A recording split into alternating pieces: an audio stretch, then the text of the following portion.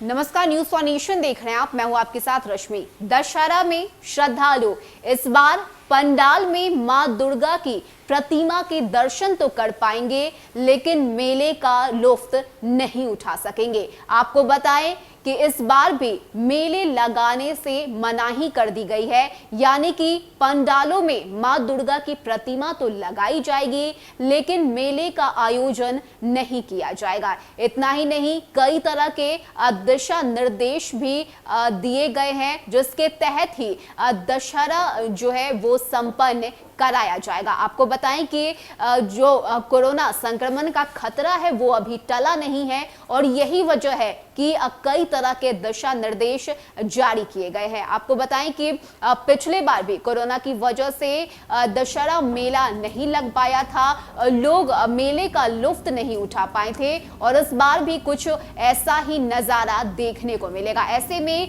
क्या कुछ दिशा निर्देश जारी किए गए हैं, क्योंकि इस बार की अगर हम बात करें तो पंडाल को लेकर भले ही असहमति जता दी गई है कि पंडाल में मां दुर्गा को स्थापित किया जाएगा, श्रद्धालु वहां जाकर मां दुर्गा की दर्शन तो कर पाएंगे, लेकिन भीड़ भाड़ नहीं लगाया जाएगा। यानी कि रूल और रेगुलेशन के साथ जो है पंडाल में व्यवस्था करवाई जाएगी।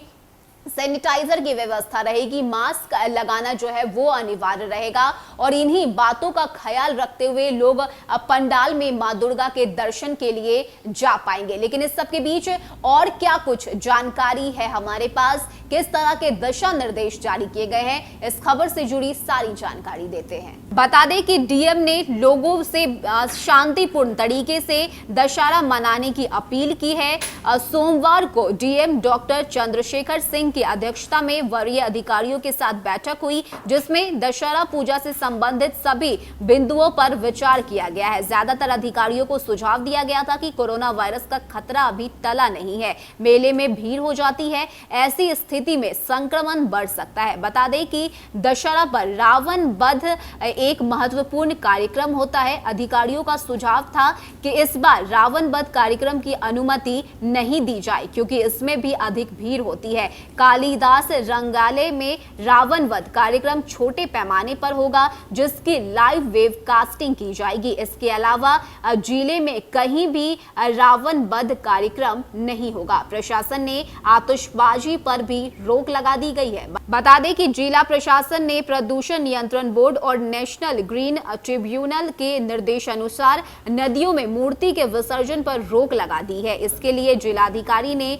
नगर निगम के अधिकारियों को निर्देश दिया है कि मूर्ति विसर्जन के लिए कृत्रिम तालाब बना दे, ताकि पूजा समिति के लोग सुविधाजनक तरीके से विसर्जन कर सके। यानी कि कोरोना के खतरे को देखते हुए इस तरह के दिशा निर्देश डीएम की तरफ से जारी किए गए हैं। आपको बता दें कि पंडाल लगाने की जो सहमति है वो दे दी गई है, लेकिन इसके साथ ही साथ प्रोटोकॉल्स का भी पूरी तरह से ख्याल रखना होगा। खास बात यह है कि श्रद्धालु जो है वो पंडाल में जाकर मां दुर्गा के दर्शन कर पाएंगे, लेकिन मेले का जो आयोजन है वो इस बार नहीं देखने को मिलेगा। यानी कि एक बार फिर से दशहरा जो है वो कहीं ना कहीं फीका लगेगा, क्योंकि लोग दशहरा के मेले में घूमने के लिए जाते हैं।